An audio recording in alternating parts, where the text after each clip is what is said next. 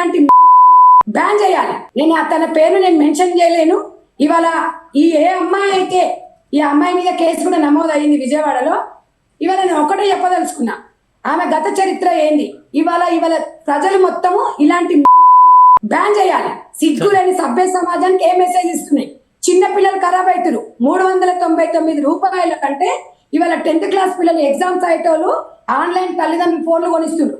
Intermediate పిల్లలకి online క్లాసులు అని చెప్పేసి ఫోన్లు కొనిస్తున్నారు. మరి ఆ పిల్లలు తొందరగా అట్రాక్ట్ అవుతారు.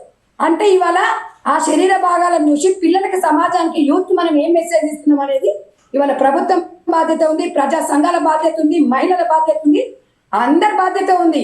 ఇవాళ మనం ఇలా ఇప్పుడు లీగల్ అయితే కాదు సార్ ఇది. ఎందుకంటే లీగల్ అంటే ఏ యాప్ ఓపెన్ చేసినా అందరికి అందుబాటులో ఉంటుంది.